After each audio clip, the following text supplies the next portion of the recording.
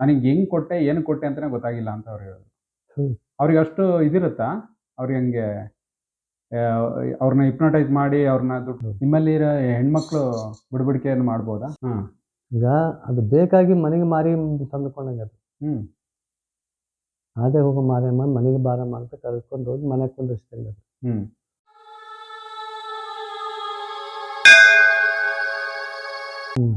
ನಿಮ್ಮ ವಾಯ್ಸಿಗೆ ಒಂದು magic power ಇದೆ, ನಿಮ್ಮ ಶಬ್ದಕ್ಕೆ.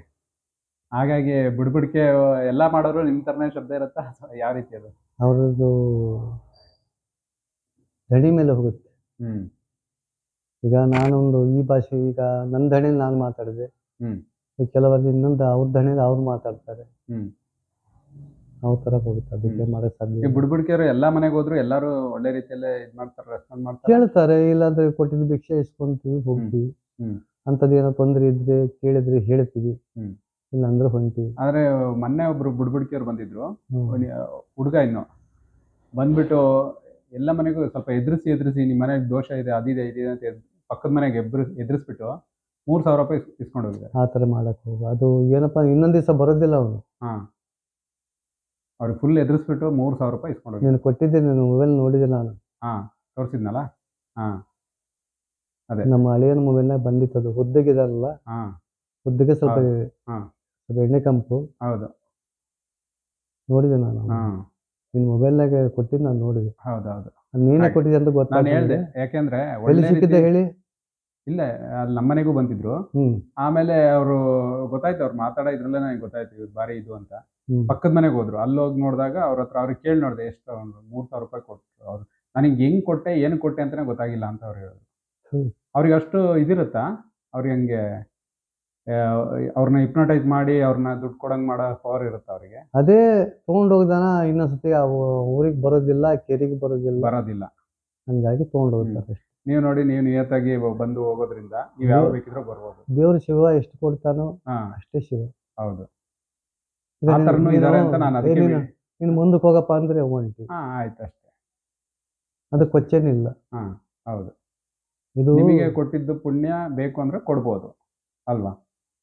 ಅಷ್ಟೇ. ಈಗ ಇದು ಭವತಿ ಭಿಕ್ಷಾಂದೇವಿ ಜೋಳಿಗೆ ಇದು, ಆಯ್ತಾ? ಅತಿ ಪ್ರತ್ಯಕ್ಷೆ ಮಾಡಿ ಈಗ ಇಲ್ಲ ಅಂದ್ರೂ ಕೂಡ ಕೊಟ್ಟೆ ಕೊಡ್ಬೇಕಂತ ಜನ ಇಲ್ಲ. ನೀನು ಕೊಟ್ಟೆ ಆಯ್ತಮ್ಮ, ಕೊಡ್ಲಿಲ್ಲ ಆಯ್ತಮ್ಮ, ಆಯ್ತು, ಹೋಗ್ತಾರೆ. ಕೆಲವರು ಅಕ್ಕಿ ಕೊಡ್ತಾರೆ ಅನ್ಸುತ್ತಲ್ಲ, ಕೊಡ್ತೀವಿ, ಇಸ್ಕೊಂತೀವಿ. ದವಸ ಧಾನ್ಯಗಳು ಎಲ್ಲ ಇಸ್ಕೊಂತೀರಾ? ದಾನ ಅಂತ ಏನು ಸಿಗುತ್ತೆ ಅದನ್ನ ತಗೊಳ್ತೀರಾ? ನಿಮ್ಮ ಇದರಲ್ಲೂ ನಿಮಗೂ ಜಮೀನು ಅದೆಲ್ಲ ಇದೆ ಅನ್ಸುತ್ತಲ್ಲ? ಇದೆಲ್ಲ ಜಮೀನೆಲ್ಲ ಇದೆ, ಎಲ್ಲ ವ್ಯವಸಾಯ ಎಲ್ಲ ಮಾಡ್ತಾ ಇದ್ದೀರಾ? ಎಲ್ಲ ವಿಷಯ. ಇದು ನಿಮ್ಮ ಕುಲಕಸಬು ಅಂತೇಳಿ? ಕುಲಕಸಬು ನಮ್ಮ ತೆಲಿಗೆ ಲಾಸ್ಟ್ ಇದು.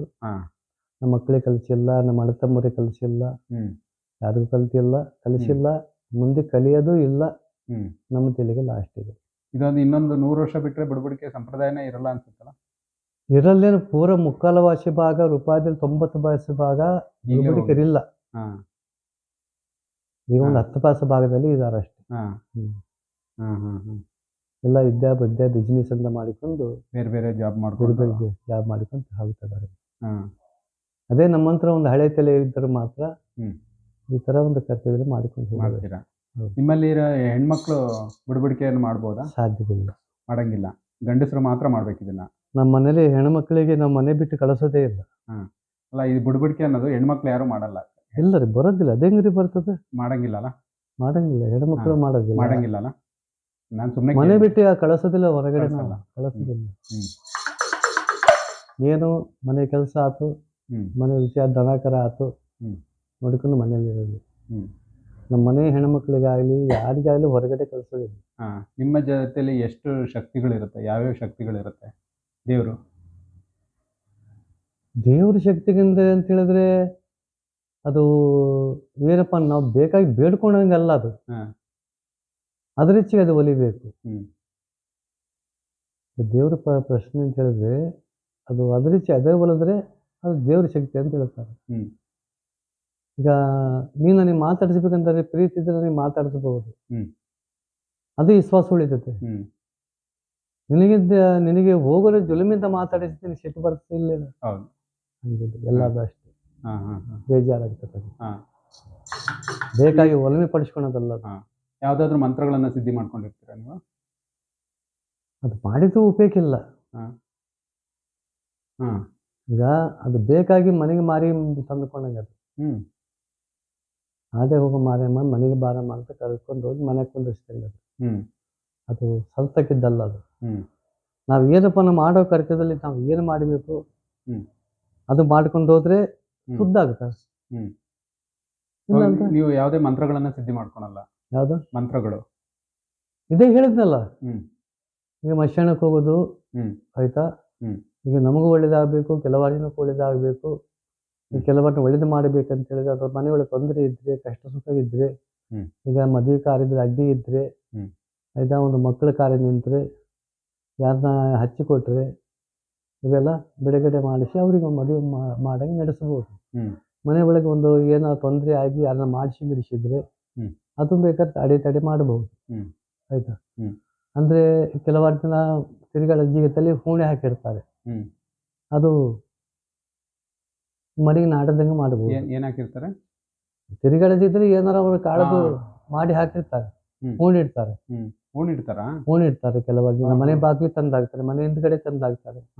ಅವಕ್ಕೆಲ್ಲ ಪರಿಹಾರ ಮಾಡಬಹುದು, ಮಾಡ್ಕೊಡ್ಬೋದಾ? ಈಗ 3 ಜಾಗದಲ್ಲಿ ಮೊಟ್ಟೆ ಎಲ್ಲ ಇಡ್ತಾರಲ್ಲ, ಮೊಟ್ಟೆ ಇಟ್ಟು ಅದೇ ನಾನು ಹೇಳಿದೆ, ಏನದು ಮೊಟ್ಟೆ ಇಟ್ಟು ಮಾಟ ಮಾಡ್ತಾರಲ್ಲ? ಮೊಟ್ಟೆ ಇಡೋ ಬಾರಿ ಕರ್ಮದೋಷ. ಹೌದಾ? ಮೊಟ್ಟೆ ಹೊಡೆದಂಗೆ ವಿಷಯ ಮಾಡಿ ಅಲ್ಲೇ ಮೊಟ್ಟೆ ಹೊಡೆದಾಕ್ತಾರೆ ಒಂದು 3 ಜಾಗದಲ್ಲಿ. ತೊಂದ್ರೆಗಳು. ಅದು ಅಮಾವಾಸ್ಯೆ ಟೈಮಲ್ಲೇ ಹಿಂದಿನ ದಿವಸ ಮಾಡ್ತಾರೆ ಆ ಕೆಲಸನ. ಅದರಿಂದ ನಾವು ದಾಟಿದ್ರೆ ನಮಗೆ ಏನಾದ್ರು ತೊಂದರೆ ಆಗುತ್ತೆ?